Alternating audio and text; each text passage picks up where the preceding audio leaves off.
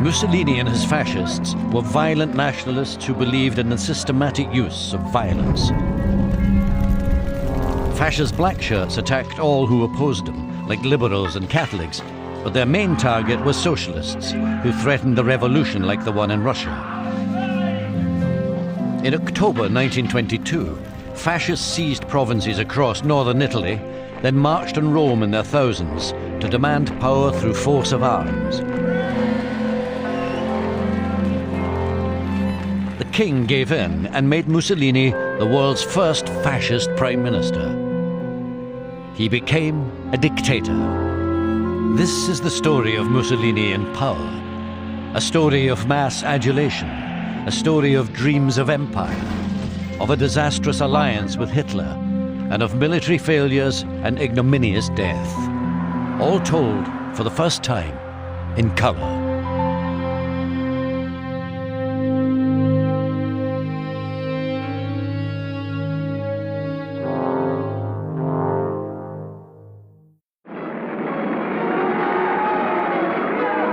From his earliest days in power, Mussolini's main aim was to restore the glories of the ancient Roman Empire. And his main frustration was the reality of Italy in the 1920s. Disorganized, chaotic, unstable. That was a far cry from the Roman Empire, when Italy had been great, when it had really dominated the Mediterranean, when it had had its own massive empire. And Mussolini looked back to the past and thought, we should be there again. Mussolini modeled his behavior on the Roman emperors. To equal their ruthlessness, Mussolini would betray anyone, even loyal, devoted fascist families ready to die for their country. He would even betray his own family, his son-in-law and favorite daughter.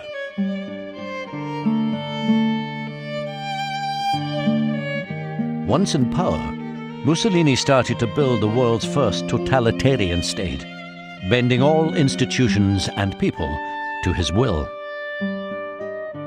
To build a new type of Italian, Mussolini knew he had to start with the young. La nostra patria. In 1925, Mussolini decreed, "The government demands that the school be inspired by the ideals of fascism." Adesso bambini leggiamo una poesia di Giuseppe Zucca. Duce chiamaci. Children were ordered to believe, obey, fight. From the age of 4, they were dragooned into fascist youth organizations, which supplied them with toy guns and black shirts. Duce, duce chiamaci. Duce, duce chiamaci. La voce degli eroi. La voce degli eroi. School poems taught children to be ready to fight for fascism whenever the leader needed them. La gran voce dei martiri. La gran voce dei martiri. In schools, I tried to inculcate patriotism, and they tried to persuade all school children that patriotism and fascism are the same thing. You couldn't be a patriot without being a fascist, and you couldn't be a fascist without loving Mussolini.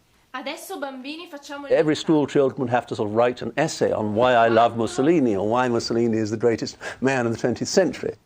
Punto.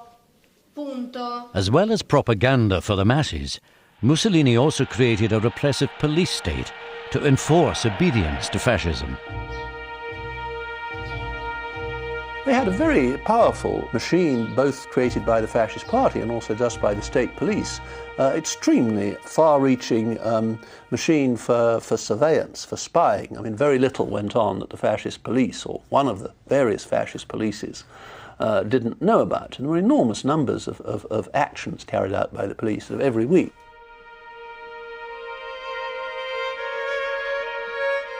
Mussolini had enormous power, but knew he still had to appease the 99% of Italians who were Catholics. And the Vatican also wanted a deal.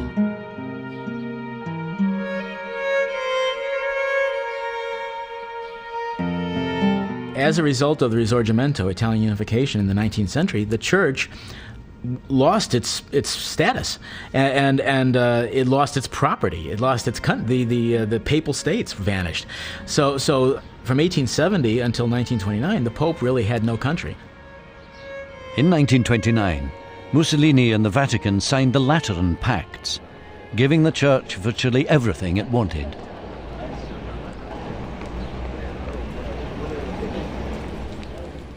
The Lateran Pacts of February 1929, I think, are one of the most important events in the history of 20th century Italy. First of all, they put an end to the church-state dispute. If you like, they reinserted Catholicism into Italian society. It totally changed, I think, the balance of power between the Catholic Church in Italy and the Italian state. As with the monarchy, the Vatican much preferred the reality of fascism to the threat of communism. The Pope gained control of the Vatican City as a sovereign state and received 1.75 billion lire in compensation for historic losses, mostly in government bonds. And the government bonds obviously meant that in some curious way, the Catholic Church, the Vatican, was underwriting the fascist state. And people at the time warned this was a very dangerous thing to be doing. The Vatican had committed itself to fascism for the foreseeable future. It had no confidence in the capacity of democracy to protect Italy against communism. Pope Pius XI proclaimed that Mussolini was that man whom divine providence had allowed him to meet.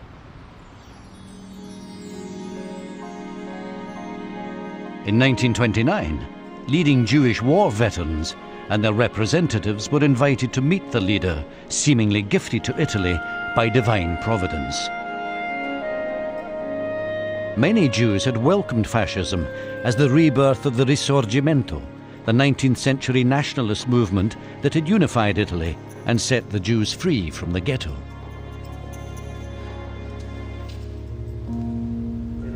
Their leader that day was Ettore Evazzo, a wealthy Turin banker. He wrote joyously about the experience in his diary. He welcomes us with a slight smile. He is serene. Seated at his desk, he motions to us to advance. It was the first time I was to see the face of Il Duce up close. Ettore, with his two brothers, had fought in the First World War and then joined the new fascist party. Ettore joined the Black Shirt militia and took part in their violence against socialists. To meet the Duce was the fulfillment of a dream for Ettore. On hearing of my affirmation for the unshakable loyalty of Italian Jews to the fatherland, His Excellency Mussolini looks me straight in the eye and says with a voice that penetrates straight down to my heart, I have never doubted it. Ettore was overcome with a wave of emotion. Later, Mussolini would turn a blind eye when the Nazis sent thousands of Italian Jews to their death.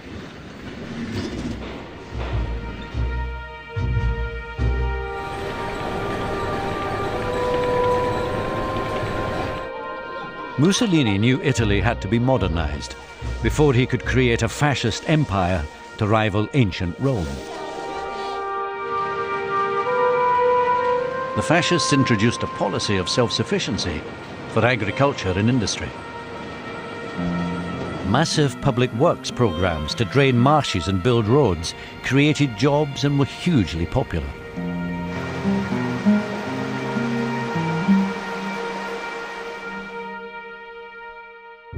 But for Mussolini, their main aim was to prepare the Italian economy for war. The first armed conflict came with a popular rising in Libya, Italy's most important colony. The Italians had become increasingly ruthless. They'd use mass rapes, desecration of mosques, rounding up civilians into concentration camps, mass starvation, the use of chemical weapons against civilians and guerrilla combatants. 100,000 civilians were probably killed between 1929 and 1932 in the pacification of Libya, as it was called. So it's really outside of Italy, in the foreign wars, the colonial campaigns, that fascism showed its particularly violent and brutal side.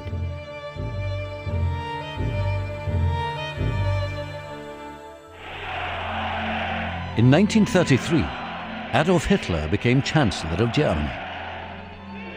Mussolini regarded Hitler as a junior partner who had copied him in his rise to power, but he was jealous of Germany's military power. He realized that Hitler's rise to power was going to destabilize the situation in Europe, and this destabilization would begin to open a window of opportunity for Italy's action. Ettore Ovazza, the Jewish banker, worried that this was potentially a tragic turning point for Italian Jews. But to his relief, Mussolini ridiculed Hitler's racial theories. Nothing will make me believe that biologically pure races can be shown to exist today.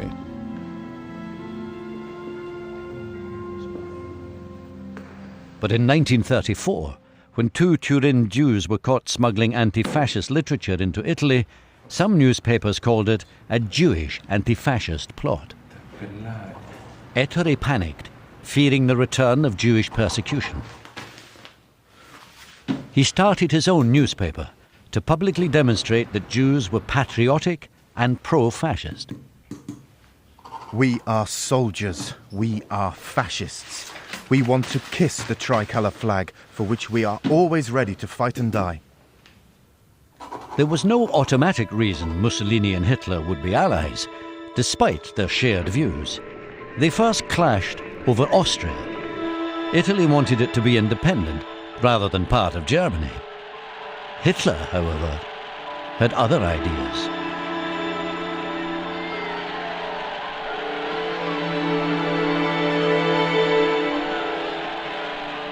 If one reads the very first page of Mein Kampf, Hitler's infamous book, the first thing he says is Austria must yet again return to the German mother country. And it wasn't just rhetoric, he meant it.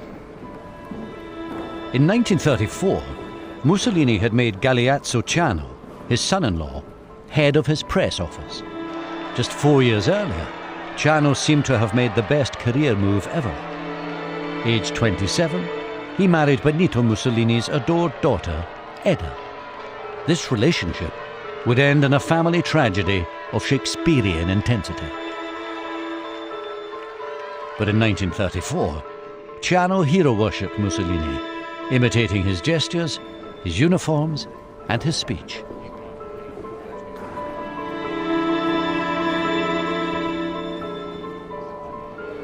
Ciano's first job was to ridicule the Führer.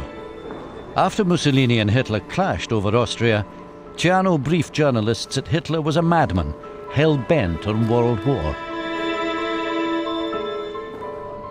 But the Duce's dreams of empire would draw him inexorably into an embrace with the Nazi leader. In 1935, fascist forces invaded Ethiopia, Africa's last independent nation. Ciano was among the 600,000-strong Italian invasion force. He took part in bombing raids on civilians and proudly boasted, "We have carried out a slaughter." The way that Mussolini dealt with the Ethiopian question, I think, shows just how calculated and ruthless the man really was. The Ethiopians fought back desperately. So then the order was issued by Mussolini in December 1935 to make widespread use of chemical weapons, mustard gas and phosgene, and to use terror tactics en masse. The Italians even deliberately bombed 19 Red Cross hospitals. Over 250,000 Ethiopians were killed in the fighting.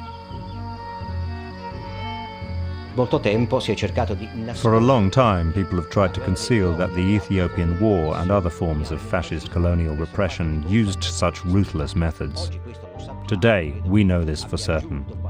And I think this has given us more evidence to disprove those who now present fascism as a benevolent, patriotic dictatorship that was polluted and led astray only by the alliance with Germany. Ethiopia wasn't just about the Italians conquering Ethiopia, it was about them taking on the international order.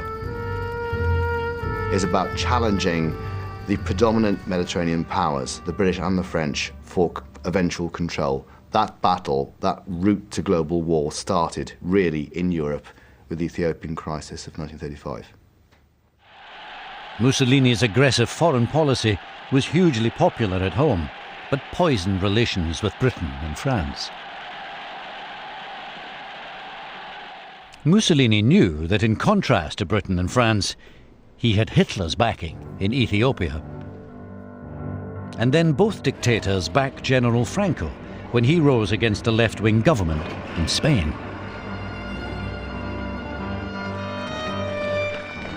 Mussolini sent 80,000 Italian troops to fight for Franco in the ensuing Spanish Civil War. As the European crisis mounted, Mussolini promoted his 33-year-old son-in-law Ciano to the key post of Foreign Secretary. But the more time Ciano spent with the Nazis, the more he feared for Italy's future. Ciano started to keep a secret diary, which survives as one of the most remarkable insider accounts in 20th century history. One of the first entries describes Mussolini's visit to Hitler in Berlin in 1937. Mussolini captured crowds with his magnetism, his voice, and his impetuous youthfulness. Will the solidarity of the regimes be sufficient to keep two nations whose race, culture, religion, and tastes are exact opposites really together?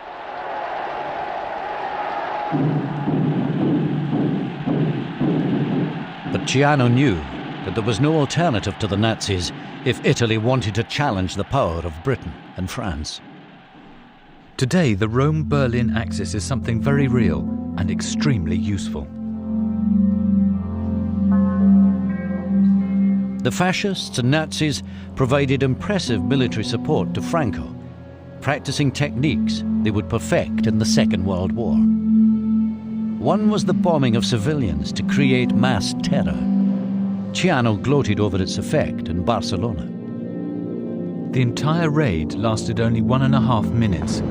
Buildings pulverized, traffic interrupted, panic that became insanity. 500 dead, 1,500 wounded.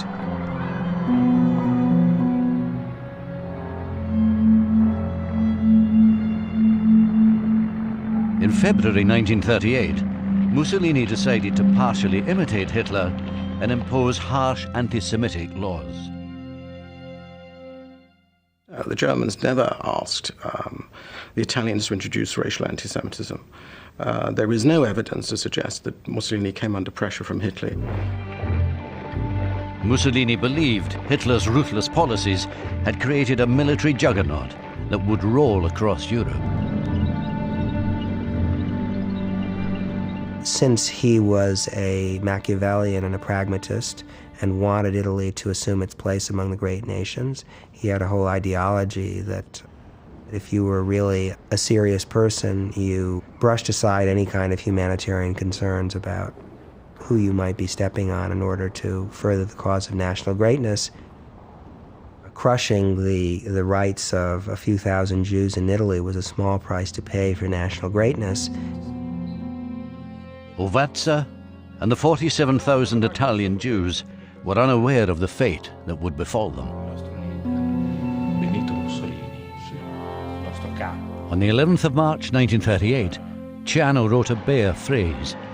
6 p.m. Austria is no longer independent. Without a murmur, Mussolini had allowed Hitler to annex Austria to the Third Reich. Overnight, Italy lost her buffer state. Many more disasters would follow. Mussolini wanted to be seen to be ruthless, just like Hitler.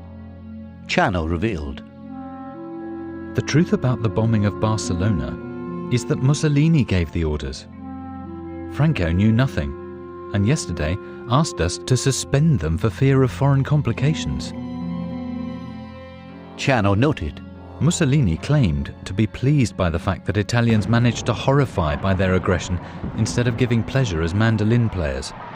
This, in his opinion, makes us rise in the consideration of the Germans, who love total and ruthless war. Mussolini also told Ciano, Italians must learn to be less sympathetic, to become hard, implacable, hateful, masters. Mussolini tried to impress Hitler by declaring that Italians were Aryans like the Germans. The Jews were an inferior race. Formal laws are then passed, effectively disenfranchising the Jewish community in its entirety, kicking them out of public office, kicking Jewish school children out of school, preventing them from attending university, participating in public office. Ettore Ovazza, the proud patriotic war veteran and devoted fascist, wrote a personal appeal to the Duce. I write poorly because my hand is trembling. It is the end of a reality, that of our feeling one with the Italian people. How many, starting in 1919 and up until today, have followed you with love through so many battles, wars, living your life? Is all this over? Was it all a dream we nurtured? Mussolini's first edicts divided the Jews. Long-standing fascists like Ovazza and decorated Jewish veterans were allowed to keep their jobs and businesses, and even to remain fascist party members. Meanwhile, Hitler continued on the road to war. Now he gave Czechoslovakia an ultimatum: give up the German-speaking provinces of Sudetenland or face invasion. Ciano lamented. Naturally, the objective will be to destroy Czechoslovakia completely. It is war. God protect Italy and the Duce. Europe held its breath. But at the last moment, Britain begged Mussolini to try to delay the German ultimatum by 24 hours. That evening, Mussolini and Ciano departed for Munich. Hitler told Mussolini he wanted all of the Sudetenland, which had been part of the Austro-Hungarian Empire but had been ceded to the new state of Czechoslovakia after the First World War. At the Munich conference, Mussolini presented Hitler's plan as his own. All the leaders signed the Munich Agreement that gave Germany the Sudetenland. In return, Hitler promised this was his last territorial demand in Europe. Czechoslovakia was left defenseless, having lost nearly all her mountain fortifications. But appeasement had averted the war.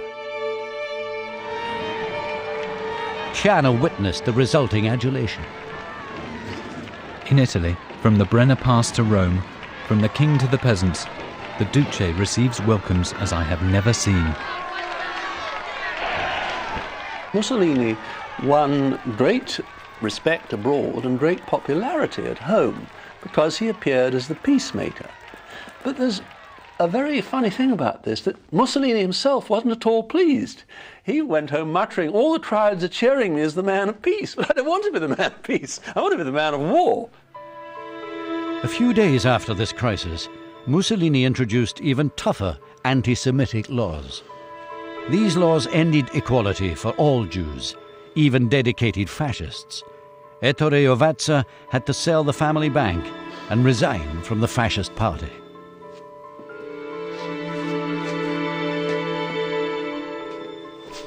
In March 1939, Hitler tore up the Munich Agreement. German troops marched into the rump of Czechoslovakia, the first time they had occupied non-German speaking territory. Hitler did not even warn Mussolini. Only afterwards, the German ambassador Hess told Mussolini, "The Führer thanks Italy for unshakable Italian support." Mussolini was in despair. Every time Hitler grabs a country, he sends me a message. The march of fascism seemed unstoppable when Franco finally triumphed in the Spanish Civil War. To keep up with Hitler, Mussolini seized Albania in April 1939. Later that year, Ciano wrote, First report of imminent action against Poland. War. Ciano knew Italy was not ready for war. The ammunition depots are lacking in ammunition. Artillery is outmoded. Our anti-aircraft and anti-tank weapons are altogether non-existent. Our gold reserves are reduced to almost nothing. We must avoid war. Despite this, Mussolini ordered his foreign minister, Ciano, to go to Berlin to sign one of the most disastrous military agreements in history, the Pact of Steel. This required Italy to go to war whenever Germany did. In this agreement, both Germany and Italy promised not to provoke a major European conflict for at least 3 years. But just 3 months later, in Salzburg, Ciano learned directly from Ribbentrop, the Nazi foreign minister, of Hitler's real plans. He said, gazing at me with his cold metallic eyes, We want war.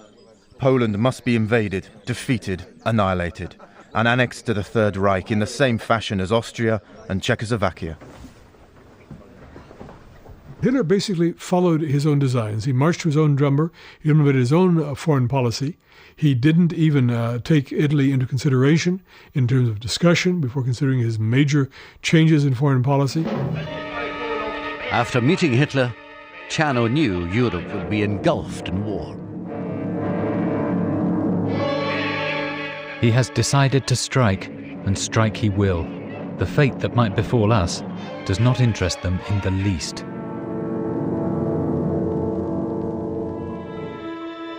Ciano felt desperate and powerless. I returned to Rome completely disgusted with Germany and its leaders. They have betrayed us and lied to us. But even Ciano could not have guessed what was coming next. Hitler stunned Italy with a political masterstroke.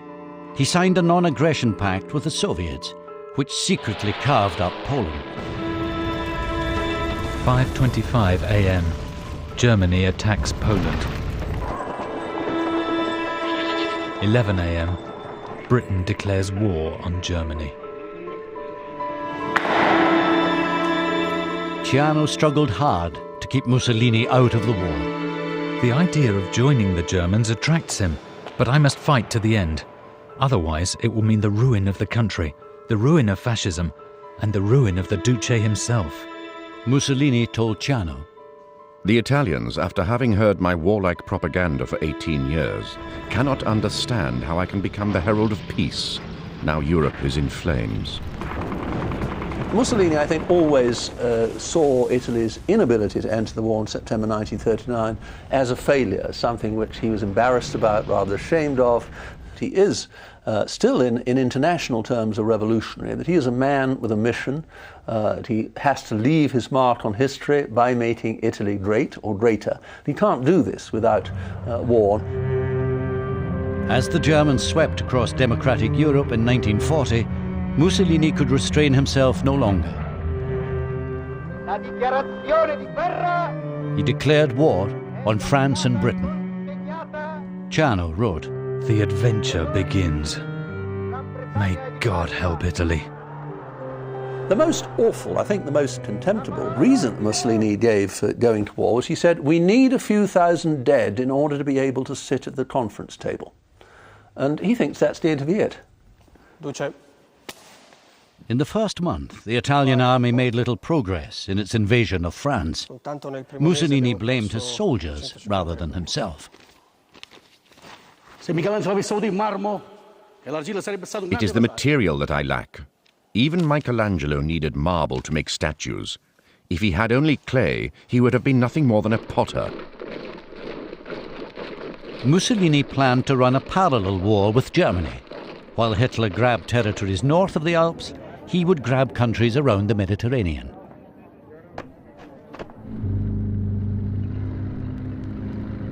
Mussolini launched an attack on the British in Egypt, hoping to seize the Suez Canal. The British withdrew. Ciano noted, Mussolini is radiant with joy. At Ciano's urging, and as a way of showing his independence, Mussolini decided to seize Greece without informing Hitler. It was felt that Greece would be a sort of nice, easy target. It was felt the Greek military weren't up to a fight. The Italians were already in Albania, of course. It was simply a job of stepping over the border and Greece would collapse. Mussolini had managed to bribe a number of top Greek generals. He assumed because he had various Greek generals on the Italian payroll, they were going to sell out their own army. This wasn't the case. What actually transpired was the Italians began the offensive with very little planning. It's a very highly improvised operation. The weather was appalling. This was the autumn, during the time of the autumn rains, very bad weather, to move across Balkan mountains into Greece. The result was that the invasion was a complete failure. The Greek army dug its heels in and fought back and pushed the Italians back into Albania. So it was disastrously ill-conceived and disastrously carried out operation. Mussolini had ignored military advice in ordering the invasion. Yet again, he was furious with his soldiers. The human material I have to work with is useless, worthless. Hitler now had to rush troops to invade the Balkans and Greece. Mussolini was humiliated. The last thing Mussolini wanted was the Germans anywhere in his sphere of operations whatsoever. So to have to admit defeat and then see his principal ally having to occupy not only Greece but also Yugoslavia, which is of course a border state with Italy, was a pretty serious humiliation, and I think marks really the first point when you could say the man or Mussolini's authorities are beginning to erode. The Italians faced another shattering blow in Libya. British and Commonwealth armoured spearheads simply went straight through the Italian lines like a knife through butter. Something like 400,000, 500,000 prisoners taken in a very short time by the British as a result. And again, shows the Italians simply are not capable of running, of running a modern war. And now he has to play second fiddle to his ally in Nazi Germany. And this gets worse and worse as time goes on. Every place Italy fought virtually was a defeat for Italy. From now on, Mussolini was completely in Hitler's hands. At 3 a.m. on the 22nd of June 1941, Mussolini was woken to be told of the German attack on the Soviet Union.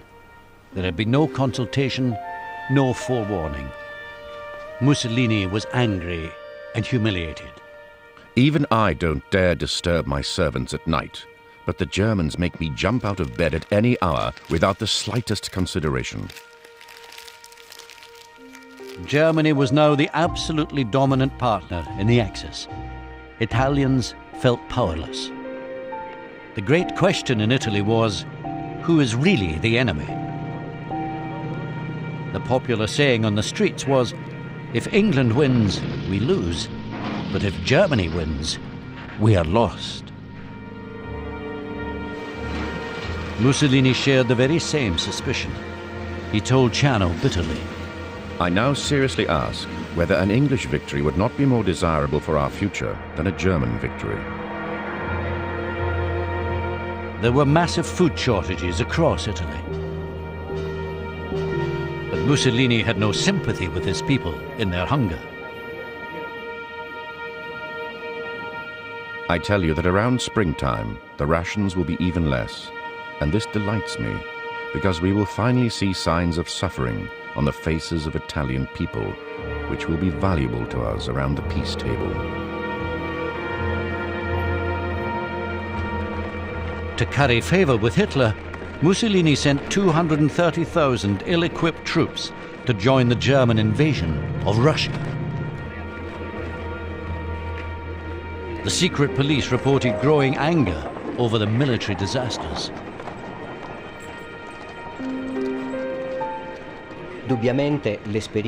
Certainly, the experience of fascist Italy on the battlefields, starting with the defeat in Greece in October 1940 and the loss of the East African colonies in 1941, and then the loss of Libya in 1942, means basically the collapse of a big delusion that Italy would become a big power through fascism. In December 1942, Soviet forces defeated Italian troops on the River Don. The Italian defeat in Russia, with over 85,000 killed, is in fact a sort of tombstone for the ambitions of Mussolini and fascist Italy. 1943 began disastrously for the Rome-Berlin axis, the catastrophe of Stalingrad, and a retreat everywhere along the North African front, the fall of Tripoli. Ciano still admired Mussolini, but knew he had to go. I think that before long it will be necessary to place all powers in the hands of the military. But Mussolini sacked Ciano for opposing the alliance with Germany. Our leaving was cordial, for which I am very glad, because I like Mussolini, like him very much, and what I shall miss most will be my contact with him.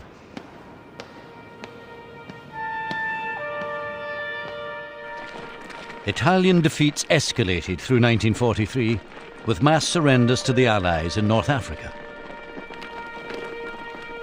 When Allied forces landed in Sicily, 12,000 more surrendered without firing a shot. 3 years of military disasters had destroyed the foundations of Italian fascism. Finally, on July the 25th, 1943, Mussolini was toppled by a group of leading fascists, who then meekly handed constitutional power back to the king. The Duce, the Iron Dictator, was a broken man. You could almost say that he was depressed. I mean, it's perhaps not clinically so, but I think that there's something almost apathetic about Mussolini's conduct. I think that he really almost at that point felt that he had lost the game and that there was something sort of almost inevitable about his fall from power. To Mussolini's horror, one of the leaders of the rebellion was Ciano, his own son-in-law, who had been at his side as foreign minister during 6 tumultuous years. This set in train a terrible family tragedy, an echo of the national tragedy about to befall Italy.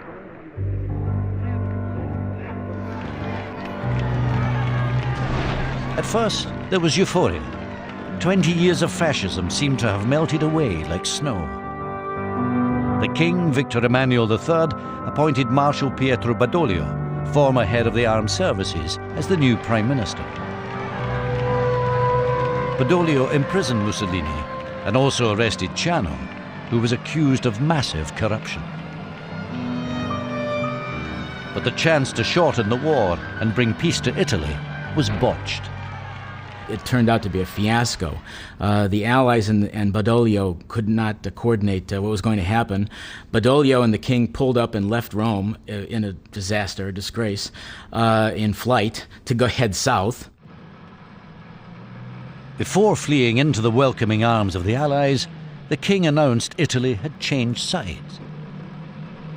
And the Italian army and the Italian nation just unraveled overnight, the night of September 8th, which is known also in Italian history as the catastrophe. Italy was traumatized. The Germans moved quickly to take control of the country. Some Italians, outraged by the king's surrender, fought on with the Germans. Others were delighted to join the Allies. Many simply laid down their arms. Italy now faced the horror of civil war. But Hitler still admired Mussolini and personally ordered a daring airborne raid which successfully rescued him from his mountain prison. Hitler installed Mussolini as head of a new fascist government, the Italian Social Republic, or Salo Republic, in German-occupied northern Italy. It was a mere puppet government. It was a shadow government that Mussolini technically ran the country, but he was at under orders of the Germans. As Italy crumbled into chaos and civil war, the Ovazza family fled Turin and headed for a hotel close to the Swiss border. With Ettore were his wife, Nella, son Riccardo, and daughter, Elena. It must have been a tremendously complicated and tragic time for him. Fascism had failed visibly. It had collapsed. Mussolini had been deposed. The dreams of greatness had not measured up to reality. And he personally had sacrificed everything for this cause which had now failed. They had taken with them gold, jewels, and foreign currency. Unknowingly, Ettore was taking them into a very dangerous world. At the time, there were all kinds of unscrupulous characters and profiteers who are making money off of the desperation of many people who are trying to sneak over into the border into Switzerland. Riccardo was of military age, and Ettore feared he might be seized. So he found a mountain guide to take Riccardo to Switzerland. Ettore gave his son 50,000 Swiss francs. A few days later, the Ovazzas were enjoying a meal together, until Gestapo officers sat down close to them. Tension filled the room.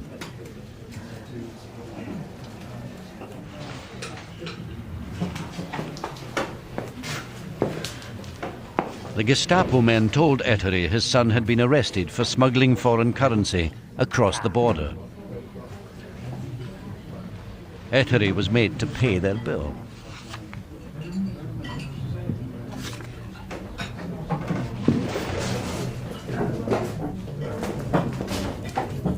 The three were taken to a school commandeered by the German SS.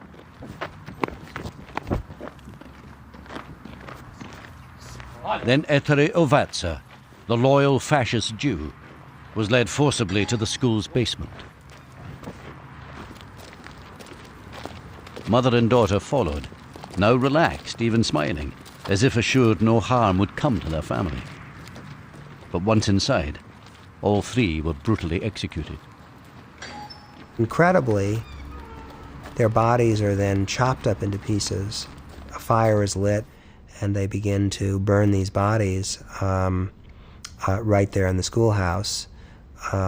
It's one of the strange and extraordinary ironies that among the first victims of the German occupation of Italy should be one of the most loyal adherents to fascism. Ettore was one of the first, but there would be many others. The Germans occupied Rome. They immediately sent 5,700 Jews to extermination camps. Another 615,000 Italians were sent into forced labor in Germany. Mussolini, who the Nazis had installed as the head of the Salo Republic puppet government in northern Italy, said nothing. This new fascism was more brutal than ever.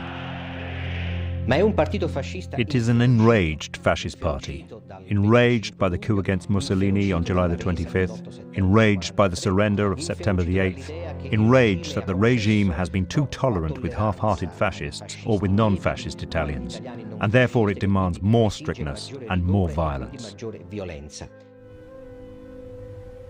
One of the first to feel its wrath was Ciano. In prison, he awaited the revenge of the father-in-law he had helped to depose. He wrote the last entry in his secret diary. The rest had already been smuggled to Switzerland by his wife. The policy of Berlin towards Italy was nothing but a web of lies, intrigue and deceit. We were never treated like partners, but always as slaves. Only Mussolini, in his supreme cowardice, could, without reaction, tolerate this and pretend not to see it.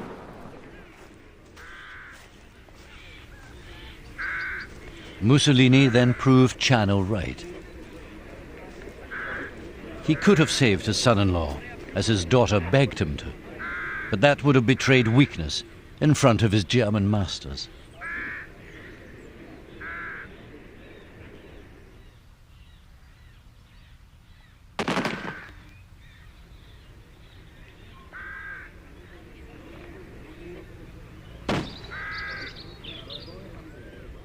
This remarkable film of Ciano's execution was made to prove Mussolini's iron resolve and his dedication to Hitler's service.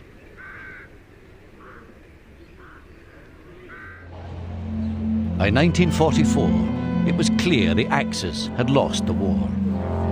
Yet an astonishing 250,000 Italians still joined Mussolini's new Republican Fascist Party, proving fascism's enduring appeal.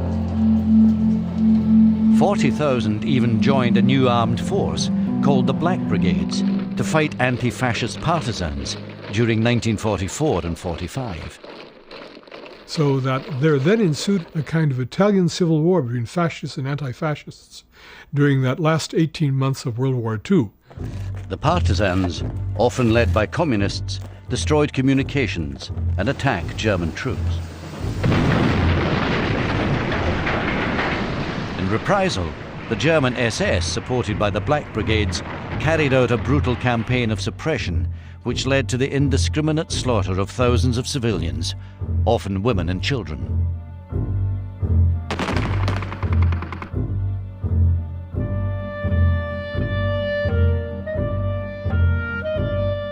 This was the nastiest part of the entire regime, particularly inside Italy, because there were a lot of political executions, the liquidations of lots of hostages, mass killings, tens of thousands of people died. This was by far the worst aspect of the regime inside Italy during the entire fascist period. But it was above all a fight for Italy's future. Of course, partisans saw themselves primarily as seeking to liberate Italy from German occupation, German control. But they also saw it as a war against restored fascism. There was a very real element of using the armed resistance to prepare a post-fascist, a post-war future that perhaps would be communist and revolutionary. On April the 27th, 1945, Benito Mussolini, his mistress Clara Petacci, and several fascist leaders were seized by partisans. Ironically, the man who had come to power as the man to stop communism was gunned down by a communist. He was just cut down by a burst of submachine gun fire from this communist partisan leader. Very dramatic, very, very brutal, if you like. And then, of course, his corpse and that of Clara Petacci were hung up feet first in the piazzale in one of the piazzas of Milan. That may appear very horrible and unjustified, but it has to be said that it was also a sort of symbolic reprisal, because the fascists had previously hung a lot of partisans in that same square. For a lot of people, they said, well, that sounds like the end of fascism to me. Was it? Well, probably not. I mean, fascism went deeper than just Mussolini and his girlfriend and a few others hanging at the gas station. Once the Allies held Italy, the West once again saw communism as a far greater threat than Italian fascism. Senior judges, civil servants, military leaders, and even police chiefs who had served under fascism were allowed to slip quietly back into office. And fascism as a political force did not die with Mussolini.